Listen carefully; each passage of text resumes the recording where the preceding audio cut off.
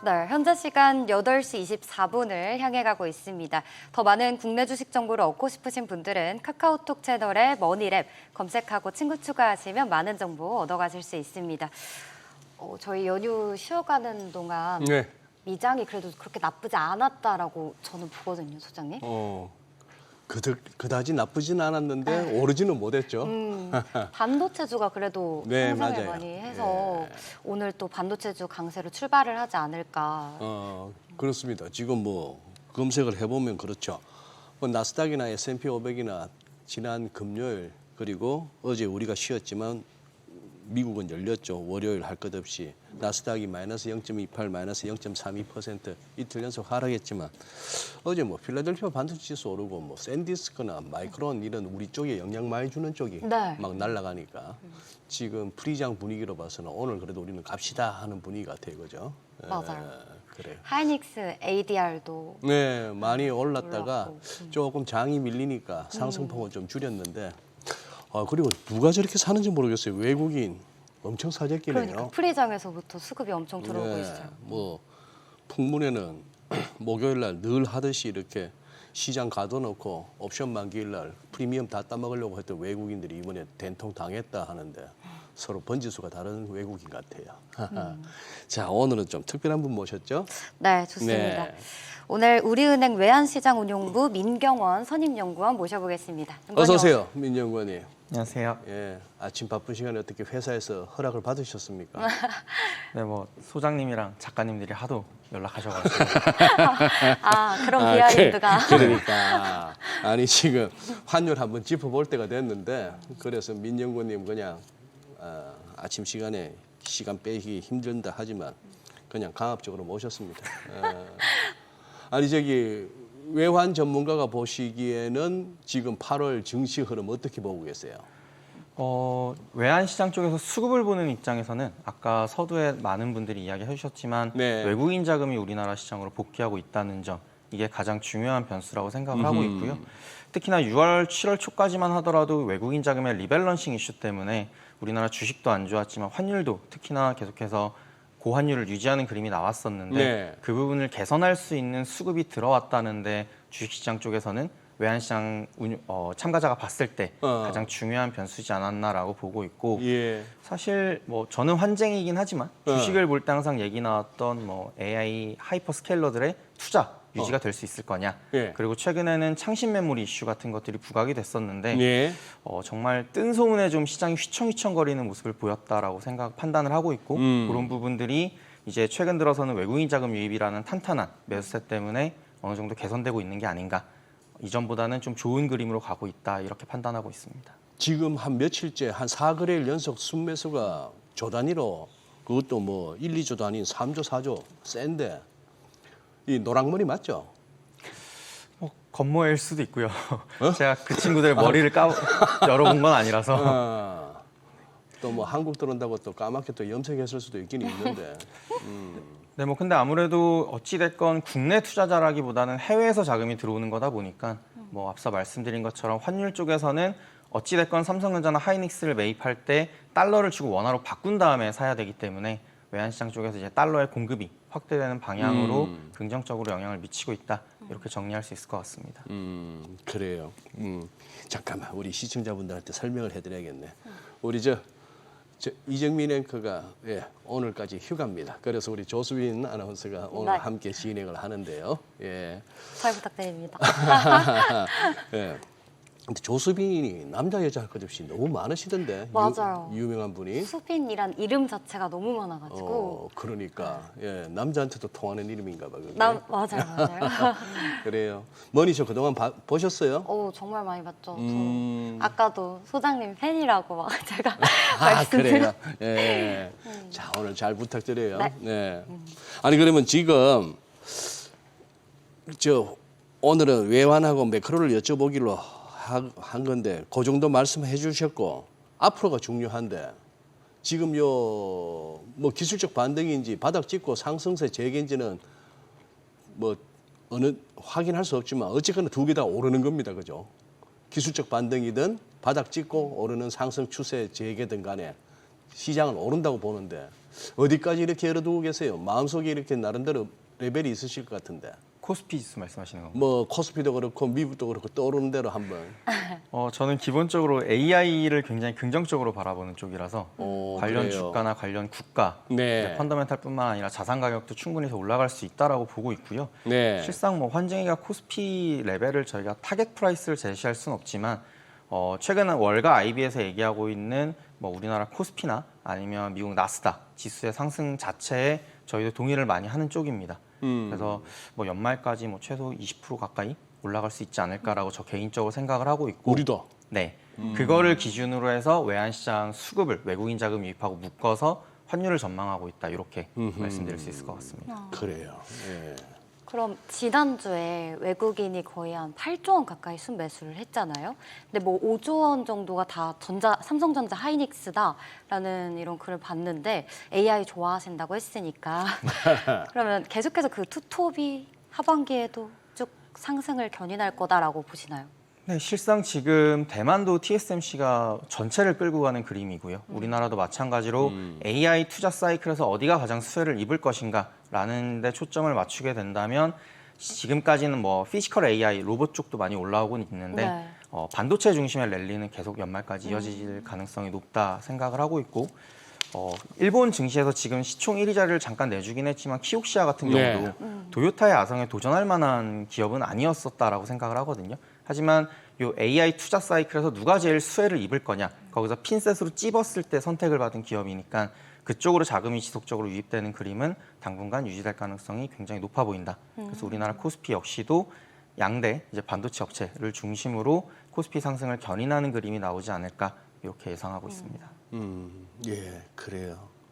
키옥시아 이거 매출이나 뭐로 봐서는 지금 시총은 설명 안 되죠. 얘도 기대감이죠. 네. 하기야. 예.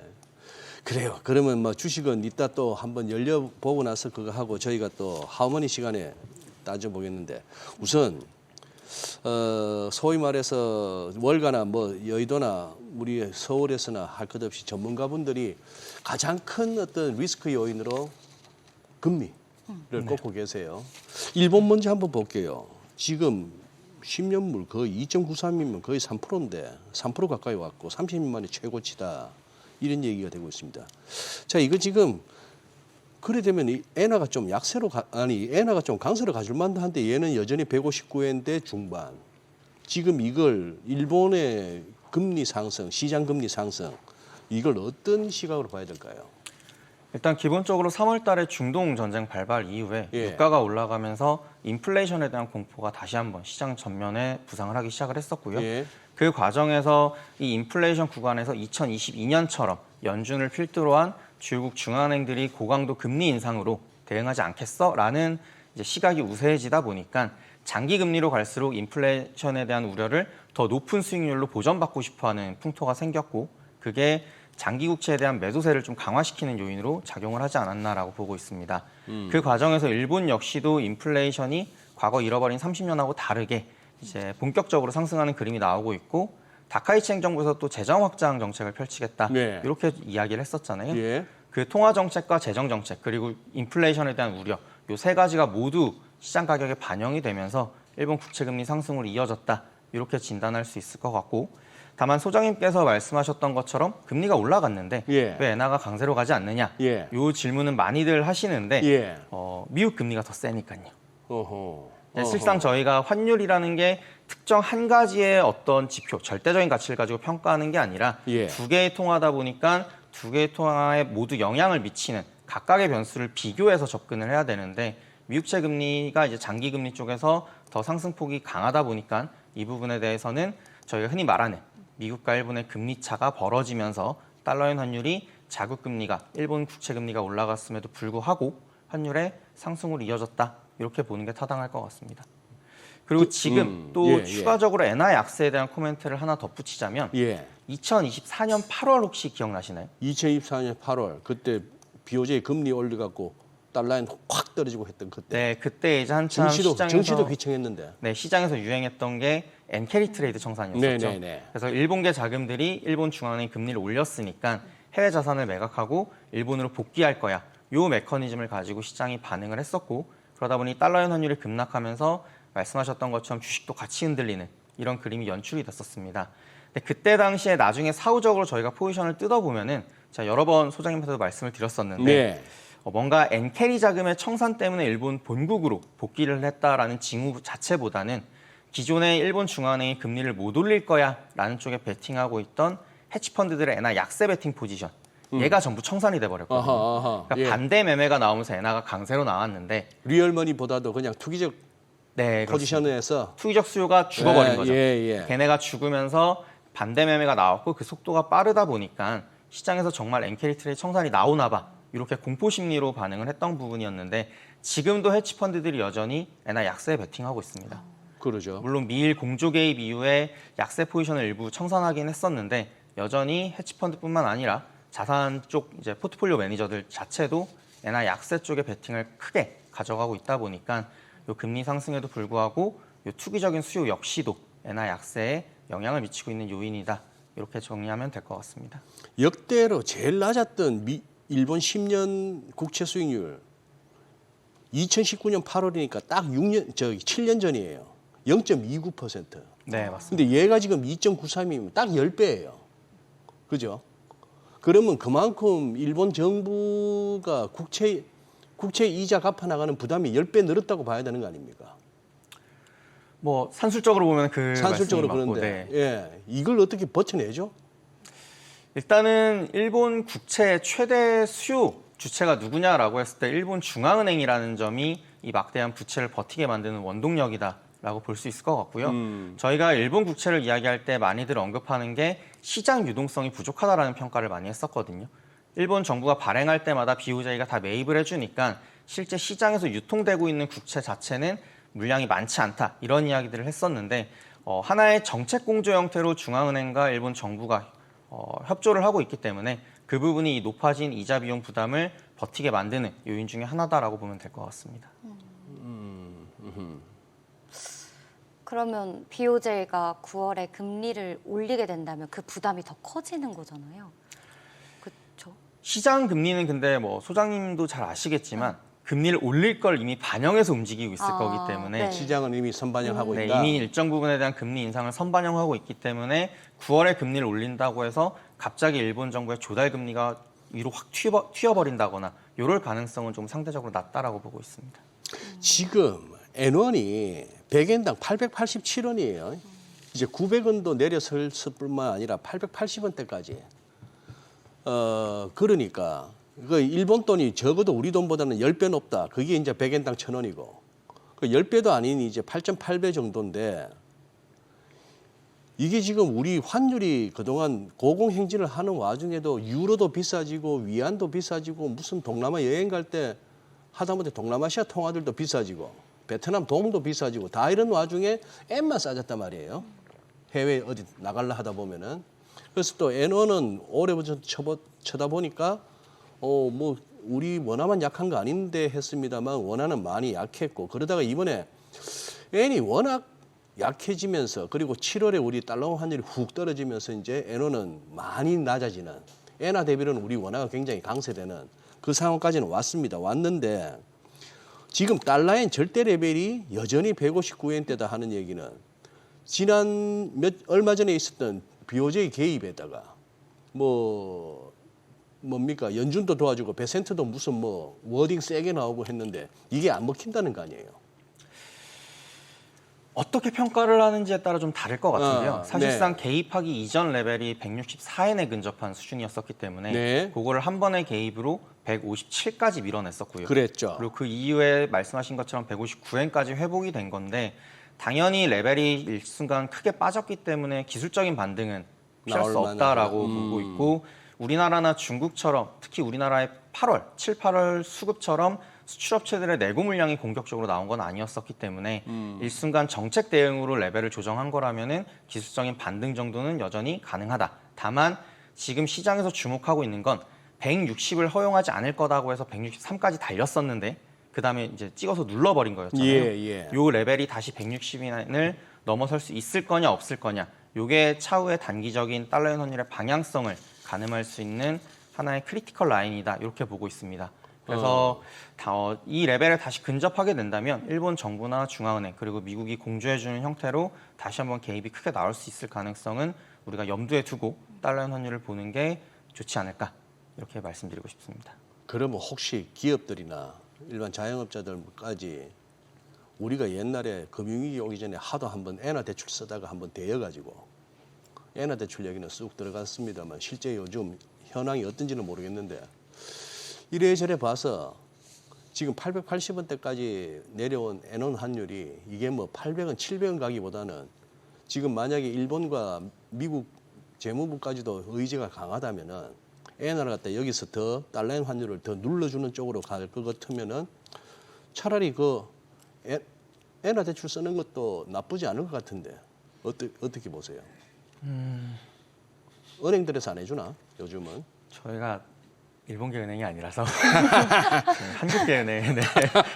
우리나라 은행이라서 그렇게 외화 대출이 나가는 빈도가 사실상 크지는 않고요. 그게 환위험에 노출된다는 리스크가 있기 때문에 저희가 지금 현 시점에서는 전망이 이렇고 분위기가 이러하니 엔화 대출을 받는 게 더 이득일 것 같다라고 이야기를 하지만 향후 대출 통상 저희가 시설대 자금 같은 경우 기업들이 네. 한 3년 정도 대출을 받는다 가정을 네. 하거든요. 예. 3년 뒤에 엔원 환율이 저희가 어떻게 변동될지는 모르는 거잖아요.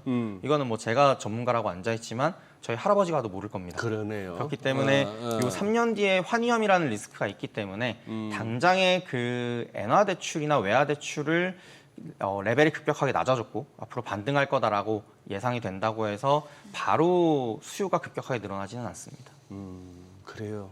민연구원께서 아주 뭐 어떻게 보면은 정확하게 시장이 그렇게 만만하게 뭐 당장 내일도 모르는 게 시장인데 3년 후까지 감안한다면은 그 말씀을 해주셨습니다만 맞아요. 뭐 동의하는데 여기서 한 가지 첨언하자면은 이러다가 엔화 대출이라는 게 전혀 시장이 이슈가 안 되다가 나중에 막 방송마다 엔화 대출이 언급이 되고 엔화 대출을 갖다가 쓰고 있는 기업들은 꽤나 환차익을 얻고 있습니다. 이런 방송 나오고 은행마다 캠페인 막 나오고 뭐 저기 주거래 은행들 전부 와가지고 우리 엔화 대출 좀 쓰시죠 할 때 쓰시면은 큰일 납니다. 늘 그랬거든요. 그죠? 약간 목이 타시는 것 같아요. 제가 아직 계약 기간이 많이 남았어. 아 그래요. 계약 기간이 아직 많이 남았어요. 네 맞아. 예. 아유 그러면은 좋아. 저기 그것도 한번 설명해 주세요. 아니 이제 빅맥 지수는 알겠는데 지난주도 한번 그 말씀을 하시던데 저기 돈가스 카레 지수 이걸로 보니까 지금 어쨌거나 엔화는 시장에서 과도하게 저평가돼 있다. 즉 환율이 너무 높다 이 말이에요. 그죠? 돈가스 카레 지수는 뭐 어떻게 이해하면 돼요? 일단 뭐 빅맥 지수하고 동일한 개념이고요. 같은 전 세계에서 개념이다. 판매되는 가격을 환율을 적용해서 구해봤을 때 상대적으로 어디가 가격이 지나치게 싸고 비싸냐 요거를 가지고 이제 통화 가치의 적정 여부를 평가하는 개념인데 어떻게 보면 실질 실효 환율이라는 개념을 이해하기 쉽게 바꿔준 겁니다.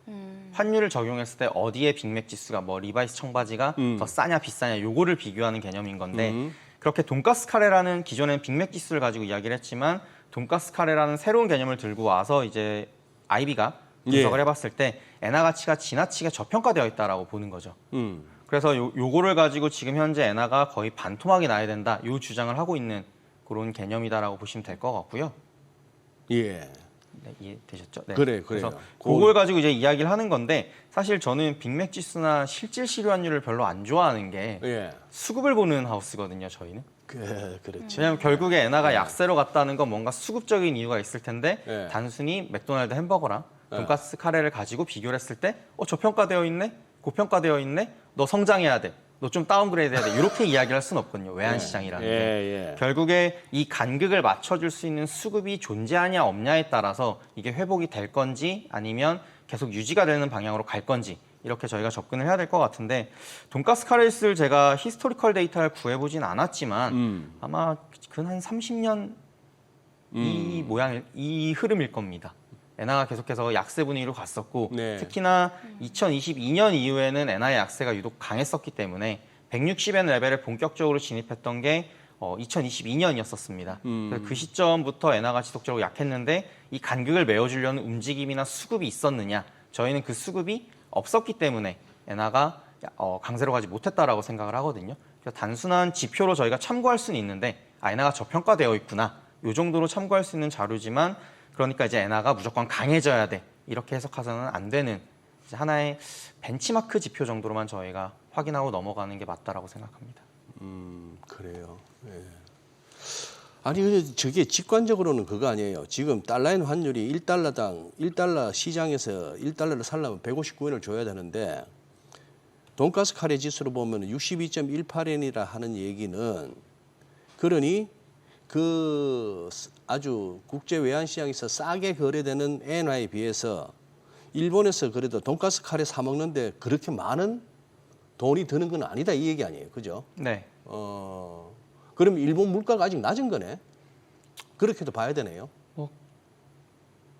그렇게 볼 수도 있겠죠. 그렇게 볼 수도 있다. 상대적으로 이제 일본의 인플레이션이 2% 내외에서 움직이고 있으니까 2% 중후반, 뭐 3% 찍고 있는 미국이나 뭐 2% 후반 찍고 있는 유럽에 비하면 아직까지는 상대적인 물가는 낮다라고 볼 수 있습니다.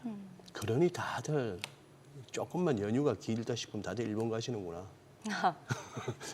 돈쓸 맛이 나지 뭐. 우리 한국 사람들 입장에서. 그렇죠. 그죠? 가깝기도 하고. 가깝기도 하고. 싸고 맛있더라고요. 싸고 맞아요. 맛있고. 음식도 맛있고. 그래 뭐 국내 관광지는 가보면 전부 숙소고 식당이고 전부 뭐 폐허화 되다시피 하고 있고. 예, 다니다 보면 좀 서글플 때가 많아요. 국내는. 뭐 좋은 데는 핫한 데는 핫하지만 옛날에 한때 막 관광버스 오고 하던 데가 다 보면은 지금 거의 뭐 공동화돼 있고. 그래. 9월에 네. 한 번 더 금리 올리면은 그때 가서 괜히 또 엔캐리 청사 이런 얘기 안 나오겠죠. 나올 겁니다. 그거 금리 올리면서 달러의 환율이 좀 빠지는 속도가 빨라지게 되면은 2024년 8월 같은 트라우마를 또 시장에서 떠올릴 거거든요. 앞서 말씀드린 것처럼 뭐 창신 메모리 제가 언급을 했었는데 네. 그 시장에 뭔가 노이즈가 꼈을 때 거기에 휘청거리는 움직임을 많이 보여줬었고 이제 막 회복이 되고 있다 이렇게 평가를 했었는데 9월이면은 완치 판정을 내리기엔 조금 이르지 않을까라고 생각을 하거든요. 그런 시점에서 뭔가 시장의 변동성 요인이 될 수 있는 엔화 쪽 움직임이 가세하게 된다면 시장에서 또다시 이제 이야기를 하기 시작을 할 겁니다. 이렇게 되면은 얘네가 금리를 한 번 더 올릴 것 같은데 연내에 올릴 수도 있을 것 같은데 일본계 자금들이 버틸 수 있을까? 어차피 다시 자국으로 돌아가거나 아니면 기존에 캐리 트레이드를 했던 자금을 갚는 거 아니야? 이런 식으로 이야기가 나오기 시작을 할 거고 그 시점에서 달러의 환율이 빠지면서 달러가 약세로 가고 주식시장에서 이제 가격이 조금 조정을 받는 이런 그림 자체는 충분히 연출될 수 있다라고 보고 있습니다. 그래서 달러엔이 빠진다. 그럼 우리 서울에서는 달러엔 빠지는 거 보고 서울에서 달러원도 빠진다? 아니다. 주식이 흔들린다. 달러원은 오른다. 어느 쪽? 그 그림에서는 달러엔이 빠지기 시작했을 땐 달러 원도 따라갈 가능성이 높다라고 보고 있고요. 예. 하지만 그 주가의 조정 기간이 생각보다 길어지게 되면은 그 이후에는 엔화 강세 쪽보다는 주가 하락에 포커스를 맞춰서 다시 환율이 올라갈 수 있다라고 생각을 하고 있습니다. 왜냐하면은 엔캐리 트레이드 청산 이슈가 나올 때 시장이 흔들리기 시작하면은 외국인 자금이 우리나라 주식시장에서 다시 매도세로 잠깐이나마 돌아설 수 있다라고 보고 있고요. 그럼 그 매도세로 전환된 주식시장 외국인 수급을 보고 외환시장에서는 달러원 롱으로 매수로 반응을 할 거기 때문에 단기적으로는 달러엔 하락을 쫓아가더라도 중기적으로는 엔캐리 트레이드 청산 이 테마의 트라우마 자체가 없어지기 전까지는 환율의 반등을 점치고 있긴 합니다. 엔화가 약해지면 원화도 따라서 약해지지만 단기적인 변동성일 뿐 좀 길게 보면은 다시 환율이 오르고 지수도 좋아질 거다라고 보시는 거죠. 네, 뭐 처음에 말씀드린 것처럼 AI를 긍정적으로 보고 있기 때문에 네. 넓게 길게 봐서는 여전히 원화나 이제 우리나라 주식시장의 강세를 보고 있긴 하지만 단기적인 변동성 요인으로 요 엔화발 리스크를 좀 우리가 예의주시해서 볼 필요는 있겠다. 2024년 8월에 있었던 트라우마가 아직 남아 있으니까요. 그게 반복될 가능성을 짚고 점검하고 지나가도 뭐 큰 문제는 없지 않을까 이렇게 생각하고 있습니다. 요즘 베센트 재무장관이 여기저기 막 나서기 시작하는데 이제 심지어 이란 전쟁까지 너가 하는 거 보면 안 되겠다. 내가 나서야겠다. 이런 분위기예요. 그래서 뭐 이번 주에 엄청난 경제적인 압박 조치를 내놓겠다고 예고는 해놨는데 아직까지 관련 뉴스는 없고 그런 상황인데 지금 일본에서 달러엔 매도 개입할 때 왜 그렇게 미국이 도와줬다고 봅니까? 다들 전문가들은 뭐 미국채 수익률 오르는 거 방어하기 위해서라고 하는데 그게 다일까요? 일단은 미국 통상 정책 쪽에서 환율에 대한 부분을 먼저 짚고 넘어가자면 주요 동맹국들, 주요 교역 대상국들의 통화 가치가 절하되는 걸 미국이 그렇게 탐탁지 않아 한다는 게 첫 번째인 것 같고요. 달러 강세를 원치 않는다는 말씀인가요? 달러 강세라기보다는 주요 교역 대상국들 통화의 약세, 인위적인 절하를 원하지 않는다라는 예. 게 조금 더 정확한 표현이지 않을까 싶습니다. 네. 그리고 이제 두 번째로는 일본이 이제 시장 개입을 할 때 미국채를 보통 매도한다라는 게 시장의 하나의 정설처럼 받아들여지고 있기 때문에 만약에 일본이 개입 규모를 키우게 될 경우에 이제 미국 장기 국채 수익률이 영향을 당연히 받을 거잖아요. 네. 뭔가 매도세가 나올 거다라고 하면은 그 공포 심리 때문에 일본 중앙은행은 팔지 않았는데 이제 시장에서 알아서 팔아주는 자기 실현적 예언이 발동을 할 텐데 그 부분을 이제 시장 심리를 안정시키기 위해서 이제 피마 레포 같은 개념을 이제 언급을 해준 그런 케이스였다라고 보고 있습니다.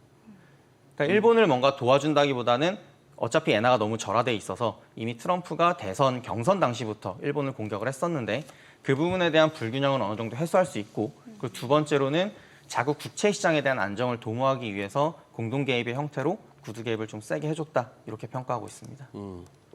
그래요. 민경훈 연구원 이제 나이가 들어서 그러나 옛날보다 설명도 짧아지고 진짜 딱 듣고 싶은 게 그 대목 가면은 딱 그냥 끝을 내시네. 동시효과 보고 한번 봅시다. 네. 동시효과 보고 한번 봅시다. 네. 저 나이 들었었죠. 오늘 양시장 호가 상황 확인해 보겠습니다.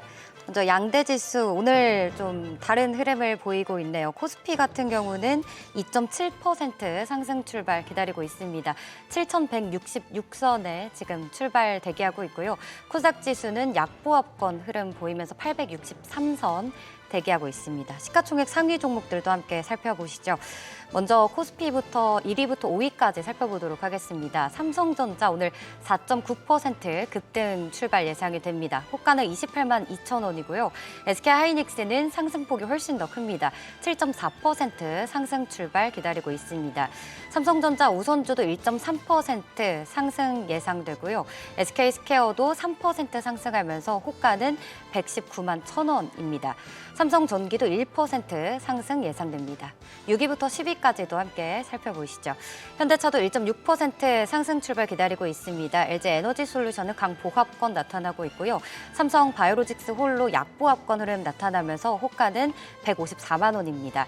삼성생명도 2.8% 상승 출발 기다리고 있습니다. 삼성물산도 0.14% 상승한 36만 9,500원에 예상 출발 기다리고 있습니다. 이어서 코스닥 시총 상위 예상가 다시 살펴보도록 하겠습니다.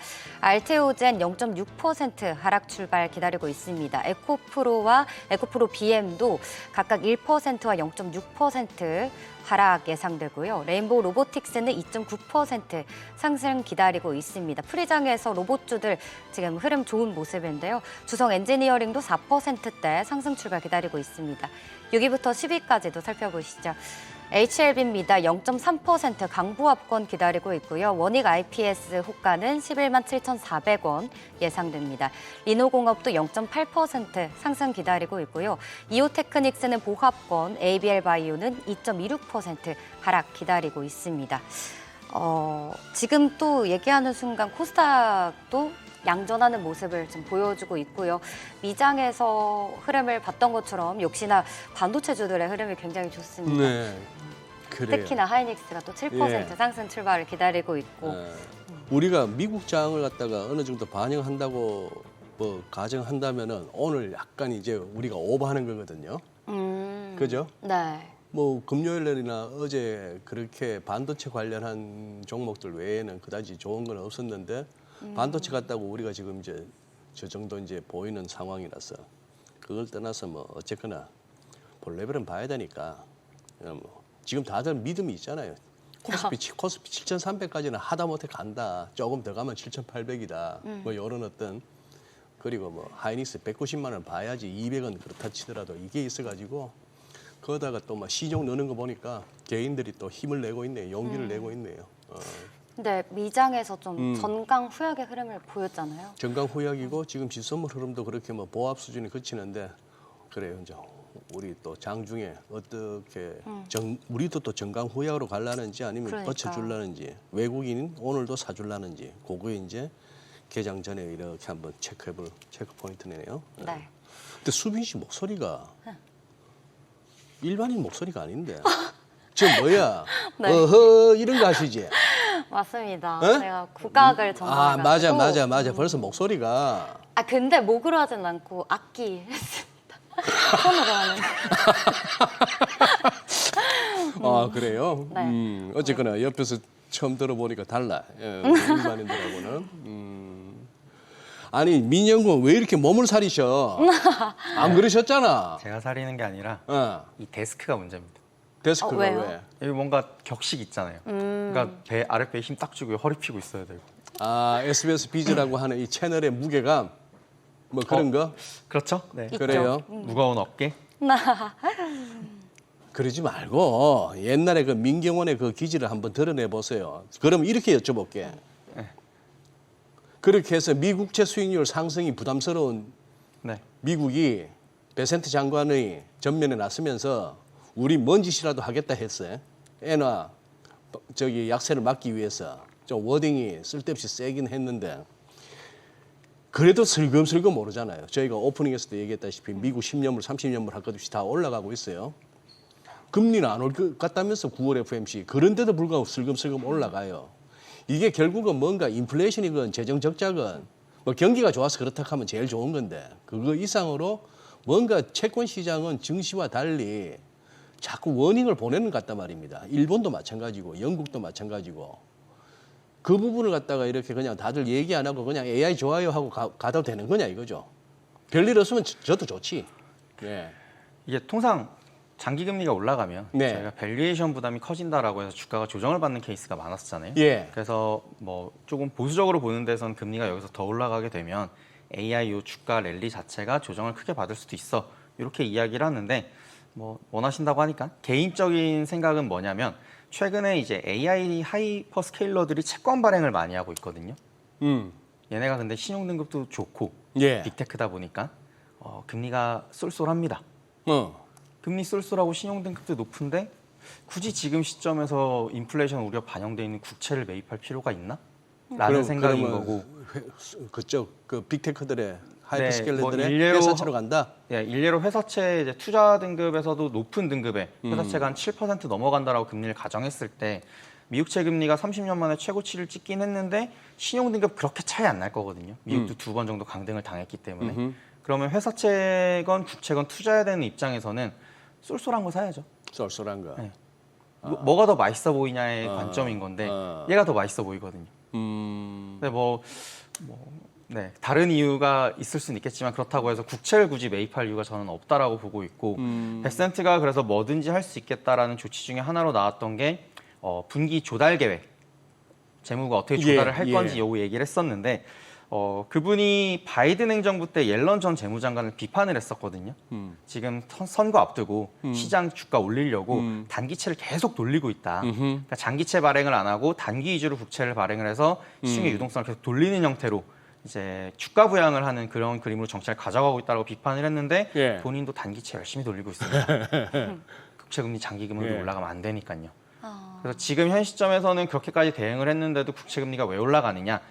경제학적으로 좀 있어 보이게 얘기를 하면은 인플레이션에 대한 우려가 있고요. 그것 때문에 텀 프리미엄에 대한 높은 수익률 요구 조건, 투자자들이 이렇게 반응을 하다 보니까 국채금리가 올라가요. 이렇게 이야기를 해야 되지만 개인적으로는 전 수급을 되게 좋아한다 말씀을 드렸잖아요. 더 맛있어 보이는 게 있으니까요. 전 그래서 국채에 대한 매력도가 상대적으로 하이퍼스케일러들의 채권 발행 때문에 떨어졌다라고 보는 편입니다. 또 그렇게 또 설명을 하니까 돈은 다음은 1BP라도 더 주면 그쪽으로 가게 되어 있는데 같은 투자 등급에 뭐 미국 정부 부도날 거 걱정하는 거나 미국 돈 잘 버는 빅테크 기업들 부도날 거 걱정하는 거나 똔똔이라 보면은 금리 더 좋은 그쪽으로 가다 보니 미국채 수요가 약해졌다. 그 왜 그렇게 생각하냐면 최근에 이제 소프트웨어 그 ETF가 연초 한참 난리였었잖아요. 그때 사모신용 쪽에서 문제가 됐던 블루아울 캐피탈 같은 경우에 회사채 발행을 했는데 수요보다 훨씬 더 많은 입찰이 몰렸습니다. 그 얘기인즉 시장에 돈이 많다는 거죠. 많다. 근데 미국채는 안 산다? 그러면 더 맛있어 보이는 게 있으니까 굳이 우리가 미국채를 살 필요가 있을까라는 관점으로 저는 보고 있기 때문에 수급적인 측면에서 더 매력적인 카드가 있다 보니까 국채를 굳이 매입할 이유가 없다. 그리고 이제 미국채뿐만 아니라 주요 정부 국채 금리 같은 경우에는 말씀하셨던 것처럼 재정에 대한 우려가 남아있고 인플레이션이 언제 잡힐지 모르기 때문에 금리가 더 올라갈 수도 있다고 생각을 기본적으로 하고 있는 거거든요. 네. 그런 상황에서 훨씬 더 높은 금리의 고금리의 회사채, 거기다가 이제 오케이. 투자 등급이다? 그럼 그거 사야죠. 일단 저 개인적으로는 이 아침에 민경훈 연구원을 모셔서 처음으로 하나 건졌어요. 그렇게 얘기해 주신 분은 없었어요, 아직까지. 네, 저희 개장하고 들어보도록 예. 하겠습니다. 자, 오늘 국내 증시 개장합니다.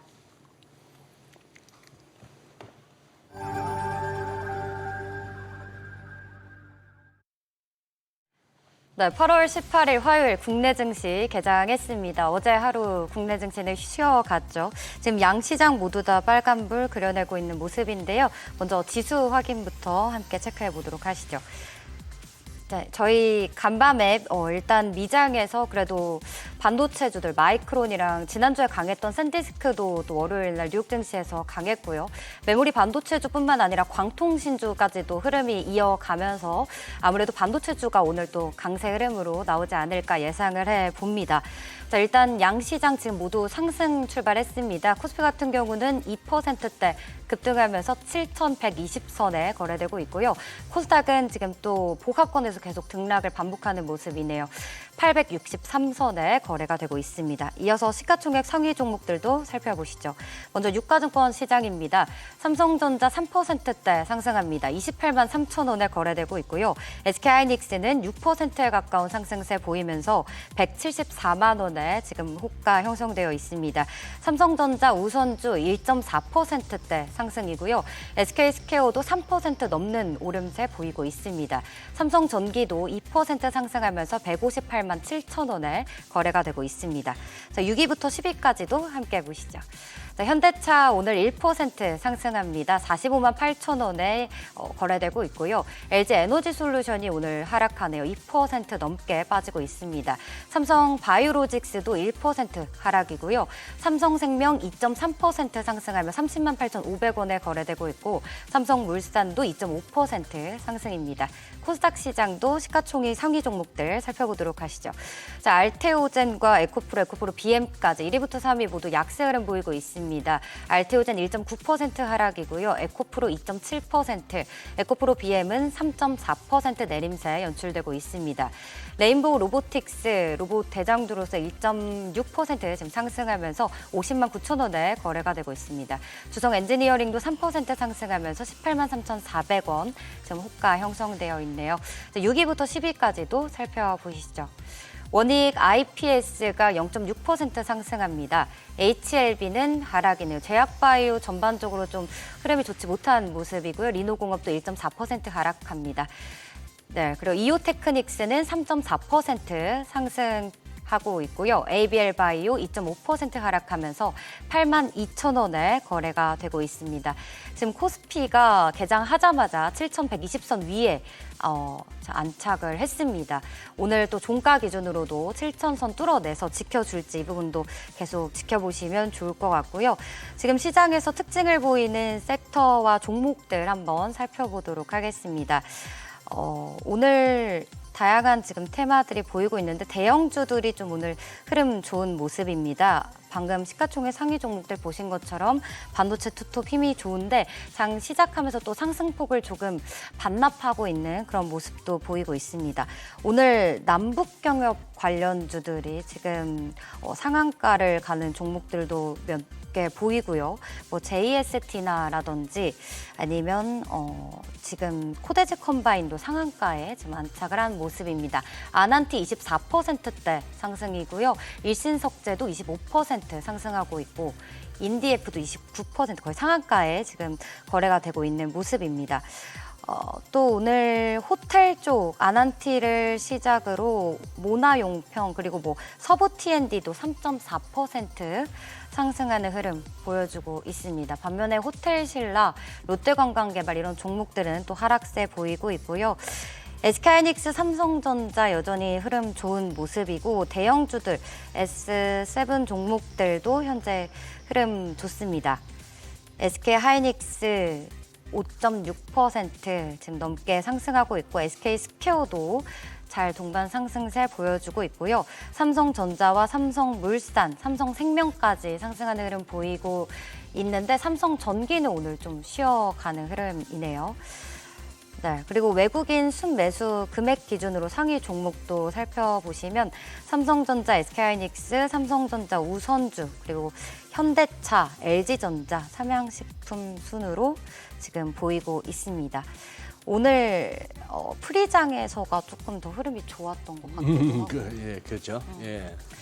일본 장은 지금 약하게 시작하고 있고 외국인이 사주고 있는 거래소에서는 외국인만 현선물 순매수네요.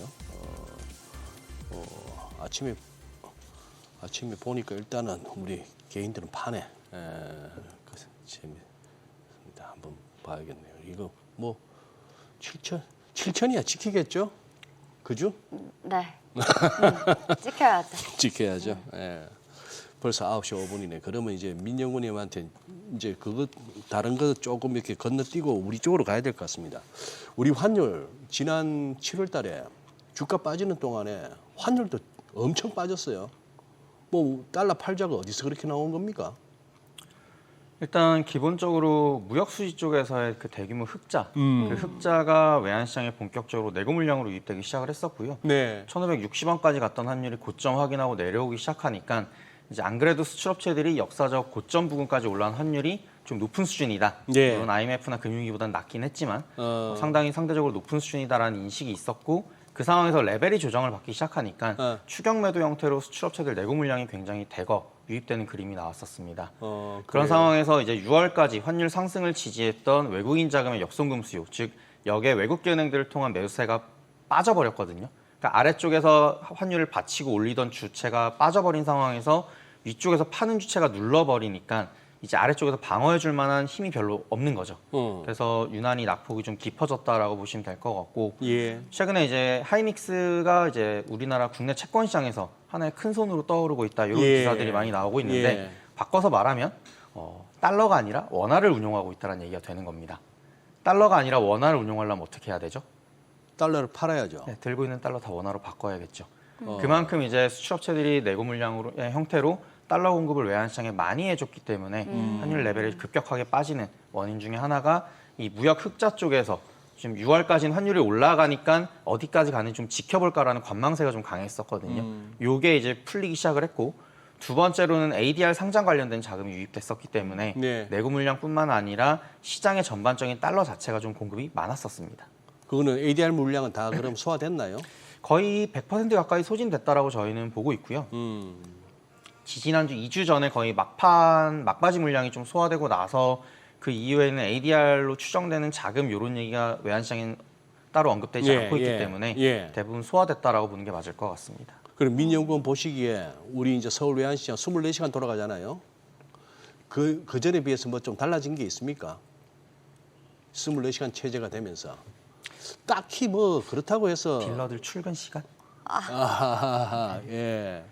그러니까 아직까지는 오전 이제 6시부터 거래가 시작되긴 하는데 거래량 자체가 제도가 도입된 지 얼마 안 됐기 때문에 그렇게까지 많다라고 볼 수는 없을 것 같고요. 야간장 같은 경우도 이제 해외 현지법인, 우리나라 기업들의 현지법인 거래나 이런 게 좀 있긴 하지만 네. 뭐 본장, 저희가 본장이라는 게 보통 9시부터 3시 반까지를 이야기하게 되는데 그때만큼 거래량이 막 활발하게 거래가 되거나 그런 상황은 아닙니다. 다만 그래도 일부 자금이 뭐 외국인 자금이나 우리나라 기업들의 해외 현지법인 자금들이 소화는 되고 있기 때문에 이전보다 거래의 편의성이나 접근성은 확실하게 좋아졌다 이렇게 평가할 수 있을 것 같습니다. 저기는 이번에 들고 있던 달러 현물을 뭐 내놓을 만도 했죠. 여러 가지 측면에서 1,500원에서 1,600원을 가는데 기업들도 다 감이 있는데 이게 1,600원을 갖다가 뭐 건드리든지 잠시 올랐더라도 그건 머물 수 있는 환율이 아니라는 거는 다 아실 테고 그러다 보니까 이제 환율이 뚝뚝뚝 꺾이니까 이제 같이 내놓기 시작했고 정부하고 기업들 간담회도 잦았던 걸로 아는데. 네, 뭐 기사에도 여러 네. 번 나왔지만 네. 수출업체들 간담회 많이 진행했었고요. 아무래도 뭐 그렇게 됐으니 업체들 입장에서는 뭐 조금 정부가 저렇게까지 나오는데 좀 팔자 싶은 생각이 들었을 수도 있고 그러다 보니까 진짜 가속이 붙긴 붙었는데 혹시 선물한 매도까지 했는가 싶어가지고요. 일단은 파생 쪽 물량도 있었고요. 있었어요? 그 선물한 매도는 보통 기업들이 특히나 중공업체들이 많이 하는 분야이기 때문에 네. 중공업체 내고 물량도 꽤 많이 나온 걸로 저희가 추정을 하고 있고 그렇게 되면은 보통 뭐 1년에서 3년 그 만기 쪽에서 선물한 매도가 굉장히 많이 나왔었던 게 중공업체의 오퍼 물량이지 않았을까. 중공업체의 원화 환전 수요가 이 선물한 쪽에 반영돼서 거래가 일어났다. 이렇게 평가하고 있습니다. 그럼 이 대목에서 이제 궁금한 거는 1,400 밑으로도 여유 가능할까요 하는 생각은 누구나 다 이제 갖는 의문입니다. 어떻게 보세요? 저희는 원래 전망 자체가 하반기에 1,300 중반까지 레벨이 빠진다는 쪽이었었고요. 1,300원대 중반. 네, 저희가 예상하지 못했던 이란 관련된 호르무즈협 이슈가 있긴 네. 했었는데 뭐 그때도 한참 요게 SBS 비즈 와서 기승전 호르무즈긴 하지만 기승전 우리는 호르무즈. 빠질 거라고 본다. 그랬는데 이제 상반기 내내 안 빠져서 많이 혼나고 뭐 그랬는데 예. 어찌됐건 저희 하반기 전망은 그대로 유지하고 있고요. 예. 저희는 앞서서 말씀드렸던 외국인 자금의 복귀, 이게 굉장히 중요한 수급적인 하나의 터닝 포인트라고 생각을 하고 있는데 이 외국인 자금 복귀하고 더불어서 국내 기업들의 무역 흑자 규모가 계속 유지가 된다면 이 두 가지 모두 방향에서 무역 쪽에서 무역 수지 쪽에 달러가 공급되고 금융시장 달러 수지 쪽에서 달러가 공급되는 그림이 나올 거라서 그거 기준으로 봤을 땐 여전히 1,300원 중반을 하단으로 예상하고 있습니다. 그렇게. 오케이. 그러면 1,400원 아래로 내려가려면 가장 중요하게 보시는 게 외국인 자금 유입인가요? 아니면 뭐 한미 금리차 축소 이런 것들도 있을 것 같고. 일단은 기본적으로 외국인 자금 유입이 가장 중요하다고 보고 있고요. 저희가 당장 6월만 하더라도 외국인 자금이 우리나라 시장에서 도망을 가면 환율이 어떻게 움직이는지를 확인을 했었기 때문에 네. 얘네가 다시 돌아온다라고 가정을 했을 때 반대로도 영향을 충분히 줄 수 있는 재료거든요. 근데 이제 반대 같은 경우에는 결제 수요가 이전보다 많아지기는 했지만 수출업체들이 파는 달러가 워낙 많고 이전보다 많아졌기 때문에 거기에 외국인 자금 복귀까지 더해줬을 때 1,300원대 중반까지 충분히 레벨을 낮출 수 있는 가장 중요한 변수라고 보고 있고 그리고 한미 금리 차는 그 빈센트 연구원님 진행하던 이 SBS 비즈 프로그램에서 한번 말씀드렸었는데 제가 이제 뭐 외환시장에 10년 조금 더밖에 안 있긴 했지만 네. 가장 이해가 안 되는 것 중에 하나가 금리 차이를 가지고 원화를 분석하는 겁니다. 이제 소장님께서는 조금 욱하실 수도 있는데 그렇게 말씀드리는 이유가 체급이라는 게 있어요. 저희가 체급. 뭐 UFC 같은 격투기를 보면은 뭐 슈퍼헤비부터 시작해서 그쵸. 몸무게별로 체급을 나누잖아요. 외환시장에서 똑같은 체급이 있습니다. 어. 그러면 금리를 가지고 싸우는 통화들의 체급은 뭐냐면 저희가 흔히 기축통화라고 부르는 통화들입니다. 기축통화라고 하면 대표적으로 달러, 유로, 파운드, 엔 같은 친구들이 있을 건데 얘네가 왜 체급이 가장 높고 기축통화고 금리를 가지고 싸우느냐? 캐리통화이기 때문이에요.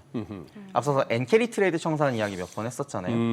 그 이유는 간단합니다. 금융시장에서 거래 규모가 워낙 방대하기 때문에 유동성도 풍부하고 상대적으로 이제 고령화가 많이 진행된 성장성이 떨어진 선진국이다 보니까 금리가 낮아요. 그럼 그 낮은 금리를 가지고 자금을 조달한 다음에 더 높은 금리 통화에 국가에 투자를 하기 때문에 그 시점에서 저희가 금리를 가지고 싸우는 통화를 기축통화라고 부르는 건데 원캐리 트레이드라는 단어는 없습니다. 최근에 뭐 일부 언론사에서 원캐리 트레이드 얘기를 하긴 하지만 원화는 체급상 이 금리를 가지고 노는 기축통화랑 같은 체급이 아니라 위험자산의 벤치마크로 통용되는 대표적인 글로벌 통화거든요. 네. 그러니까 체급이 다른 체급에 속해 있다라는 거예요. 그래서 한국은행이 금리를 올린다고 해서 저는 원화가 강세로 갈 거라 생각하지 않습니다. 그거는 소장님께도 한번 말씀을 드렸지만 FX 스왑이라는 친구가 있어요. 어떻게 보면 현금 서비스라고 보시면 돼요. 내가 원화를 담보로 맡긴 다음에 달러 현금을 일시적으로 융통하는 거죠. 1개월, 2개월, 3개월, 6개월, 1년 이런 식으로. 거기에 금리에 반영이 됩니다. 제가 원화를 담보로 맡겼다는 얘기는 요 금리가 중요하거든요. 근데 달러를 빌렸기 때문에 달러 금리도 중요하잖아요. 그래서 요 두 금리를 비교해서 원화 금리가 더 높으면 제가 이자를 안 내고 달러를 빌려 쓸 수 있는 거고 달러 금리가 더 높으면 원화 금리보다 높을 거잖아요. 네. 그럼 이자를 줘야겠죠. 내가 쓴 현금 서비스에 대해서. 그 개념으로 적용되는 시장이 별도로 있습니다. 같은 외환 시장이지만 현물 시장과 스왑 시장으로 나눠져 있고 금리 차이는 이 스왑 시장에 반영이 되기 때문에 저희가 한국은행이 금리를 올리면 원화가 무조건 강세로 가지 않을까? 저는 이렇게 직접적으로 연결지어서 생각하는 건 환율을 분석하는 데 있어서 조금 하나의 오류가 될 수 있다. 이렇게 보고 있고요. 물론 제 얘기가 정답은 아니기 때문에 인정. 뭐 설득 당했어요. 저는 이제 수급을 가지고 볼 때 그렇게 체급이 설명을 다르다. 드린다. 이렇게 맞아요. 보시면 될 것 같습니다. 수급으로 그렇죠. 어디나 수급이죠. 외환시장도 수급이 제일 우선입니다. 그래 보니 뭐 이번에 우리가 이번 여름에 증시에서 다들 체험하셨잖아요. 뭐 PER이 어떻고 추정 PER이 어떻고 뭐 밸류에이션 따졌더니만 된통 우리는 미국하고 밸류에이션 미국하고 같이 가려고 하지만 이런 상황이 되어버렸잖아요. 그죠? 우리가 왜 걔들보다 밸류에이션이 낮아야 되는데 낮은 와중에도 또 두드리 맞으니까 수급이 꼬여놓으니까. 네, 맞습니다. 그죠? 그거였잖아요. 지금 얼마나 억울해요. 7월에 털린 분들. 이렇게 올라올 주식인데 어쨌거나 막 빚 없어야 산다는 옛날 어른들 말이 맞아요. 나 빚으로 했다 보니까 탈탈 털릴 수밖에 없었던. 그러면 조금 더 구체적으로 한번 민경원 연구원의 비율을 박제해 놓읍시다. 박제. 1,300원대 들어갈 수 있다. 네. 올해 들어갈 하반기. 수 있다. 네, 내년 연초까지는 저희는 환율 하락을 보고 있습니다. 그래서 하단 1,350원 저희 이 보고서로 박제가 돼 있어가지고요. 이미 보고서로 1,300, 박제가 돼 있어서. 50원까지 맞아요. 빠질 수 있다라고 보고 있고 핵심은 앞서 말씀드린 것처럼 외국인 자금 유입, 그 유입이 얼마나 대규모로 이루어질 건지 하반기에 요거에 좀 더 포커스를 두자라는 쪽이고 물론 수입업체 결제 수요나 서학개미 자금, 서학개미들이 보통 원화를 달러로 환전해서 나가잖아요. 그런 자금들이 아래를 받쳐주고 있기는 한데 그 자금이 뭔가 환율 하락을 막아설 만큼 힘이 강하지는 않다. 그래서 저희는 내년 1분기까지는 환율의 하락을 점치고 있다. 이렇게 보시면 될 것 같습니다. 알겠습니다. 네. 네, 오늘 여기까지 듣겠습니다. 연구원님 오늘 말씀 감사합니다. 네, 고맙습니다.